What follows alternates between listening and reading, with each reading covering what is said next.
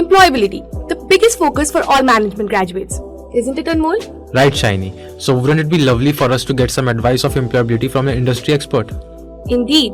And for today's podcast, we have here Miss Anjali Khanna, Vice President HR for Jaipuria Group of Education Institutions. Welcome to the podcast, ma'am. Thank you so much. Ma'am, I want to ask you a question, and this is one of the most liked question on the net, and many people constantly ask me this question only. So I want to ask you this question: how to choose between multiple job offers?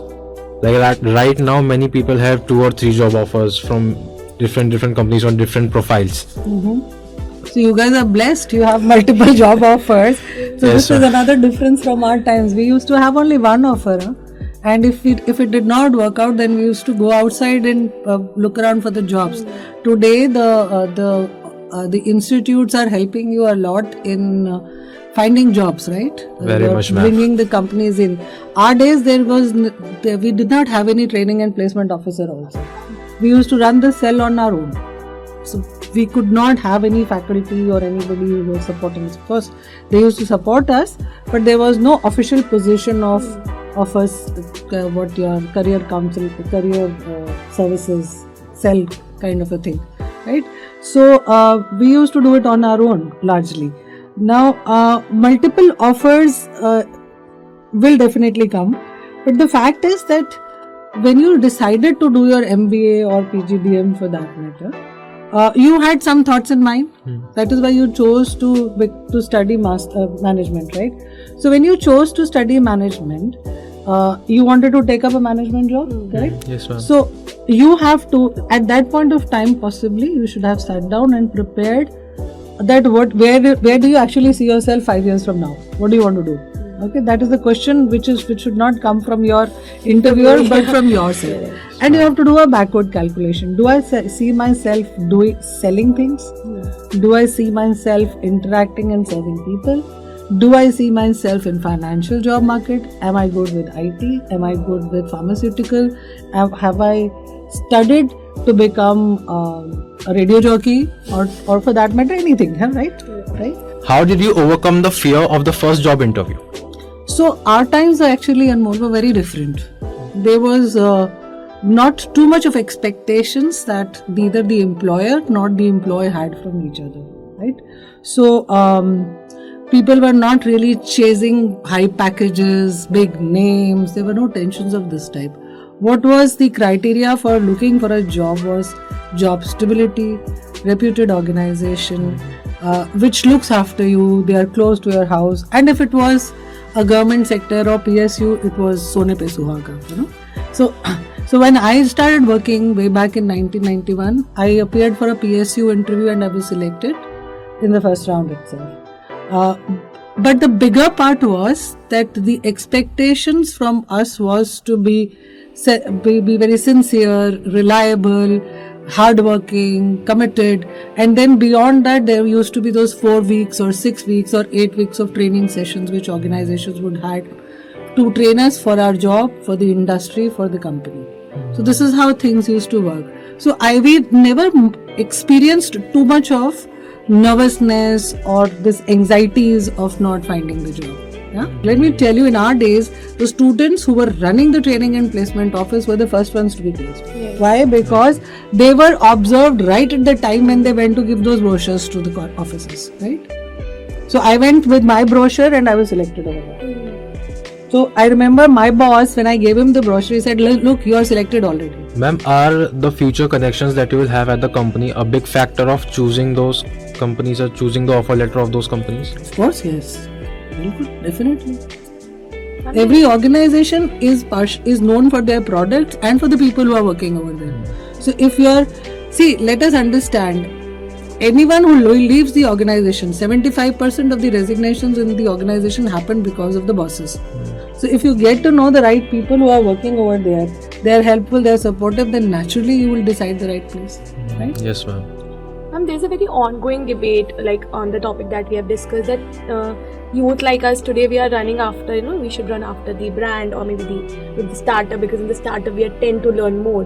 and if the brand is monotonous of the work that we do, and might be there's a possibility that we are not able to explore like a larger part of the job role. So does that lay any impact on the choices that we make in terms of our career? It does, but then it is more important that what is it that you want. Let us not get into this bhed chal of everybody is going after startups, so I will also go after startup. Everybody wants to work in manufacturing, so I will also go to manufacturing. Everybody is taking PSUs, so we will also want to go. Let's not do that. What is it that I want? Like, I'll give you my example. When I started working, I chose PSU over the private sector for two reasons. Number one, I was almost on the verge of getting married at that time. There was this thing that I have to get married after 6 months or a year. And then I was a very strong music lover. So I did not want to compromise on these two things. So I thought it was better to work in a PSU because life is stable over there. Though I realized that when you are into work, then wherever you are, whether it is PSU, whether it is even a government organization, you end up working a lot if you are serious about and committed about your work. So I did a lot of work in a PSU. But then there was this feeling that I am there in a government undertaking, my job is secure, and I can chase my passion simultaneously, right? So what is it that I want to do? So if you want to do multitasking and grow faster in levels, then yes, startup is a good option. If you want to grow and become specialist in one particular field, right? Then of course a big brand which is settled, which will give you one job and you can grow in that category. Like for example, if you are not a client-facing person, right? Then because I started with engineering company, so I will give you example of the IT sector. In our days, people who are not wanting to face their clients chose to work in coding. So they would take back seat. They would sit behind their computers, and we used to have those big boxes of 286, 386 in which development used to happen. So they used to sit behind that, and there was another set of people who were going out and selling the same products in the market. There was a third set of people who were wanting to interact with people, so they were training people on this. So it is entirely about what you want, what is your preference. Now your preference may not always fetch you a lot of money, right? See, let us understand, in today's world, why is it that there are a lot of non-contemporary or new age professions coming up. Not all of them are today paying you a lot, right? But they have the possibility of paying, right? The youth today, they're exploring a lot of things at the same point of time. They're working 9 to 5 in a very regular job, and then they're also working as social media promoters or maybe content creators, content writers, developers. So relating to that with the work-life balance, how do you think this people today or maybe any person in the corporate are maintaining or are able to maintain their work-life balance, or how important is it? So there's this concept called roots and shoots philosophy that I read from this. It's actually a study from Deloitte that I read a few days back. So it's a very beautiful thought. It says when you're growing and every time you take a step forward and you get positive results, then you don't really realize the burnout. The effect of the effort is positive, then you are very happy about it. The moment you start experiencing the negative effect, that's when you start realizing, oh, I need work-life balance. है ना? जब तक आंखें जलती नहीं है तो आपको कंप्यूटर स्क्रीन डिस्टर्ब करती है क्या? कभी भी नहीं करती है. It doesn't. है ना? So you people have the capacity to work on your systems and your phones and the TV simultaneously. We could never do that. No. So, and it is because of this sometimes that you start experiencing this burnout also. Now this burnout is nothing but the fact that you are tired, and because you are overstretching yourself and you are getting good results, there are times when the moment you are tired, then you don't get this kind of results, right? And you start experiencing it only at that time. So what do you need to do? So at the right moment, at the right times, when you are at the best, when you are at the peak of everything, you have to tell yourself, Anmol, wait, hold on guy, take a breath, sit down, relax, let me do something which I like. So what is it that I like? So for example, you write, right? Yes, I do. So just pick up your pen and start writing. Don't start typing, write. Let it come from your heart. Just express yourself on paper. Sit back, read it for some time, and then sleep on it Ma'am, I must tell you that I when you said that you should have work-life balance after you feel a burnout. And I must tell you, I know a friend of mine, he's a software engineer and he has 3 jobs at the same time. 2 of them are full-time jobs and 1 is a part-time job, and he's just mad. He's a mad genius. Like, he does not feel burnout yet. I am. That is because he is growing. So Yes. yeah. That is the positive side. Like when people they talk about moonlighting, as an HR person, I think I can talk about it. So It's a concept very prevalent Yes. these days. Yes, huh? ma'am. it's like Thanks you to have, Wipro for bringing it out. yes. So it's like you work from 9 to 5, your regular job, and then if you want to excel, you have to work from 5 to 9 because that's what it matters. That's how what people say. But if you look at the individual aspect, people initially they will find it very exhilarating that okay, they are getting successful both in terms of money and the position. But I think eventually it will lead to burnout. It will lead to It something. will eventually. Definitely. Yes. I think, see, what happens is when you're young, things don't look that bad. All right, but then there comes a stage where your body stops supporting you as much as it is required to.